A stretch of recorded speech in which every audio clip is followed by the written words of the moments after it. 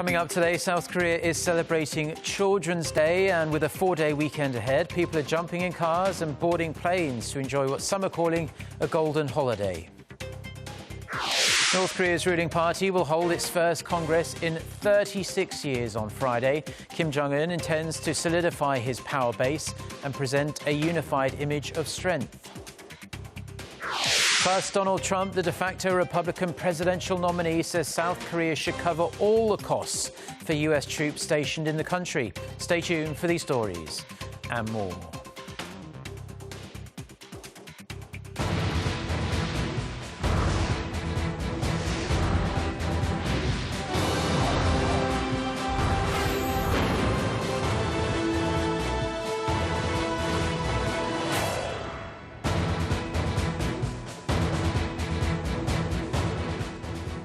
Hello to our viewers around the world. It's noon on Thursday, May 5th here in Seoul. Thank you for joining us.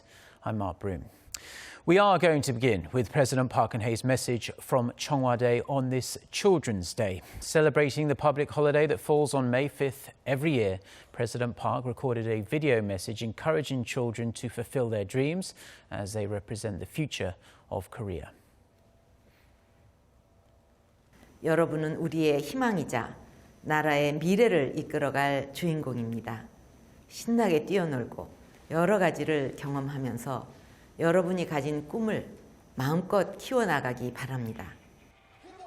President Park stressed children must be blessed and loved, and she pledged to make Korea a safer and happier country. As in other years, she also invited around 300 elementary school students to Cheongwa Day for some exciting events and performances prepared at the presidential garden. Now, hundreds of thousands of Koreans are heading off for a short break as the country begins a 4-day holiday. The Korea Expressway Corporation says if you were to get in a car now, it would take you 7 hours from Seoul to the southern port city of Busan. This is as of around 1 hour ago. That is about 2 hours more than usual. The same goes for the city of Daejeon and Gangneung on the east coast, same as in it will take you more time to get there. Traffic on the nation's expressways will be the heaviest today and Saturday, but is expected to be congested more than normal for most of the holiday. Travellers can access up-to-the-minute traffic information on a smartphone app provided by the Korea Expressway Corporation. Now, Koreans are also heading abroad this weekend, and about 85,000 have already got on a plane and departed. The country is also expecting a wave of tourists coming in, with Incheon International Airport estimating around 180,000 visitors, mostly from China and Japan, to arrive over the 4-day break. Now, of the 180,000 foreign tourists that are expected to visit Korea over the next few days, around 4,000 are employees from a Chinese company. They are in Seoul for 4 nights as part of a kind of incentive tour. Ji Myung-gil has more.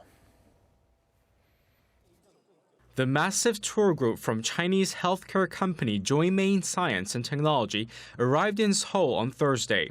In order to transport the 4,000 executives and employees, the group scheduled 28 planes, 200 buses, and are staying at 16 hotels dotted around the Korean capital.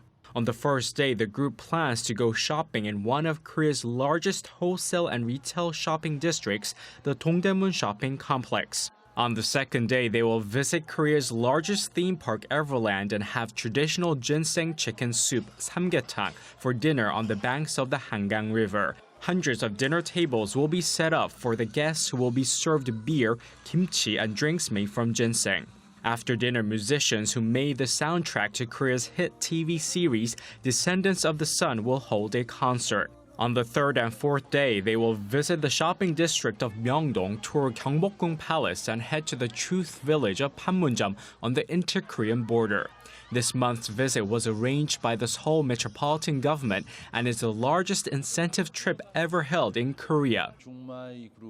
The trip will have a hugely positive marketing effect and give us the opportunity to show off the Seoul's diverse cultural beauties. The city government says it's also making efforts to minimize inconveniences for the city's residents as the group moves around Seoul. The company will send another 4,000 employees to the Korean capital from May 9th through 13th. Kim Young-gil, Arirang News. Now, in domestic politics, the floor leaders of South Korea's three main political parties are setting the stage for the incoming National Assembly. Each have their own challenges, but a degree of cooperation will be required to ensure this parliament runs more smoothly than the last. Park Ji-won reports. Ruling Saenuri Party floor leader Chung Jin-seok is facing the difficult task of uniting his party after a divisive general election last month. Internal conflicts over the candidate nomination process exposed the ongoing factional feuds within the party, causing it to lose its parliamentary majority. Chung, a former senior presidential secretary for political affairs who's recognized for his communication skills, is now hoping to heal the divides among the factions and improve communications with the presidential office. We need to stick together. We need to be united. Through cooperation and innovation, we will find a new way to get through this. Chung also vowed to seek cooperation with the opposition parties, both of which also have new floor leadership. The newly elected floor leader of the main opposition Minju Party of Korea, Woo Sang-ho, has the task of leading the largest political camp in the next parliament. The three-term lawmaker who participated in student democracy activist movements during the 1980s is known for his gentle and reasonable manner. As he has served as the party's spokesperson 8 times, he is expected to help mend relations among the party's factions and build relations with the other opposition parties and the ruling party. His strongest support came from first-term lawmaker-elects who are aspiring to change the Liberal Party from within. The Minju Party of Korea has asked me to make the party capable of shaping the next administration through integration and innovation. The new floor leader of the minor opposition People's Party, Park Ji-won, is known for his leadership credentials, as this is his 3rd time as a floor leader of a major party. The veteran lawmaker, whose resume includes turns as chief presidential secretary and cultural minister, is now facing the task of checking the 2 main political parties while also pursuing the centrist party's own political agenda. We will sometimes cooperate with the Minju Party and sometimes with the Saenuri Party, but we will keep them both in check. All 3 men will have the work cut out for them when the next National Assembly starts at the end of the month. Park Ji-won, Arirang News. North Korea is gearing up to hold the rarest of rare political events. Thousands of delegates from across the north are already in Pyongyang ahead of the first Workers' Party Congress in more than 3.5 decades. Experts say Kim Jong-un hopes to cement his political status and herald a new era of his leadership. Park Jong-hong reports.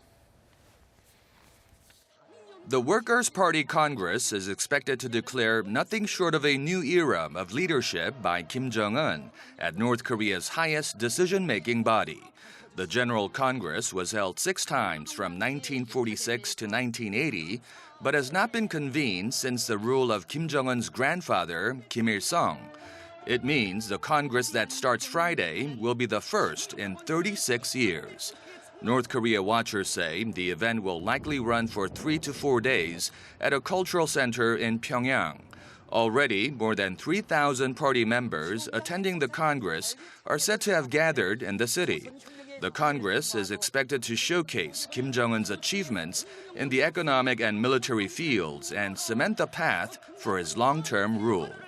Kim is expected to underscore his will not to give up nuclear development and push ahead with it along with economic initiatives. Experts also say he may be nominated to the highest post in the Workers' Party, a promotion from his current title of First Secretary. The motive behind this is to have Kim emerge from the shadows of his predecessors and solidify his position as the supreme leader. But experts say the event may end up merely being local propaganda due to the extensive sanctions imposed on North Korea for its series of hostile provocations. Park Jong-hong, Arirang News. Now, latest satellite imagery shows it's still unclear whether North Korea will carry out a widely speculated fifth nuclear test in the next coming days. The US-based North Korea monitoring website 38 North said there is a very low level of activity at North Korea's Punggye-ri test site. Images taken on Monday show one small crate or trailer present immediately outside the North portal, where 3 of the North's 4 nuclear tests took place. Other than that, though, there's no readily apparent activity such as vehicles or personnel present there. The website says Pyongyang could have made all the necessary preparations for a test, or the pictures could show some maintenance work is taking place.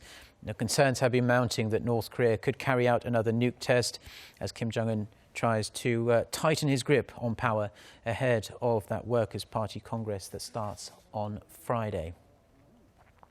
Turning now to the US presidential race, and neither Hillary Clinton nor Donald Trump have officially clinched their party's nominations yet, but they are the expected contenders. The former Secretary of State, Hillary Clinton, has been leading the New York businessman in hypothetical matchups, and now a new poll shows the gap between the two is widening again. Park Se-young has the details.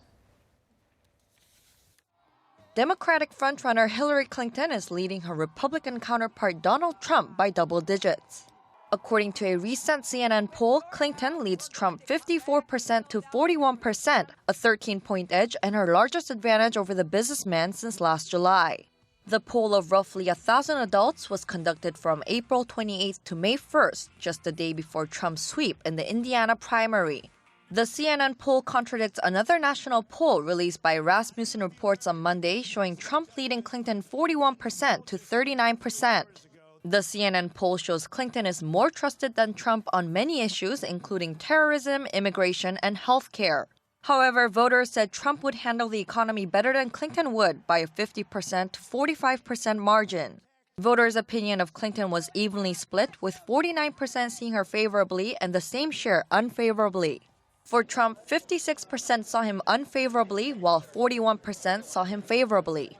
The Washington Post pointed out that Clinton had a 24-point lead over Trump shortly after he announced his candidacy last June, though that had evened out by September. As time passed, however, the gap widened in Clinton's favor. Park Se-young, Arirang News. Donald Trump says the United States should pressure its allies, including South Korea and Japan, to bear 100% of the cost of the American troop presence. His comments have raised concerns in Seoul as Trump is now considered the Republican Party's presumptive nominee. Kim Jong reports. Donald Trump, the de facto Republican presidential nominee, says South Korea should pay for all costs related to the U.S. troop presence in the country. He has made similar comments before, but this marks the first time Trump has called for U.S. allies, including Japan and Germany, to shoulder all expenses.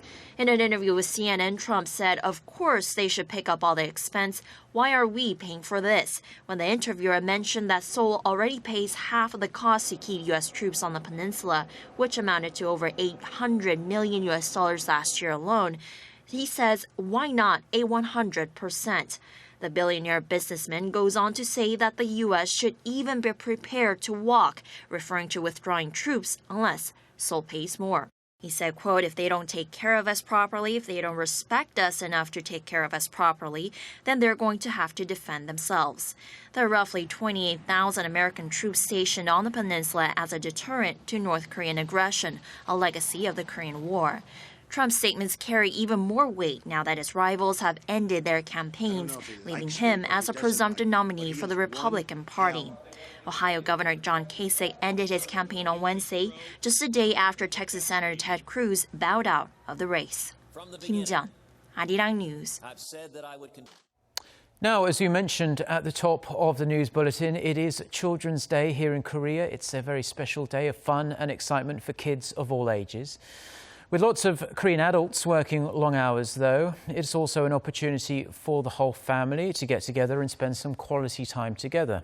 Studies actually show that children who have more leisure time with their mother and father are generally happier and healthier. Lee Ji-won reports.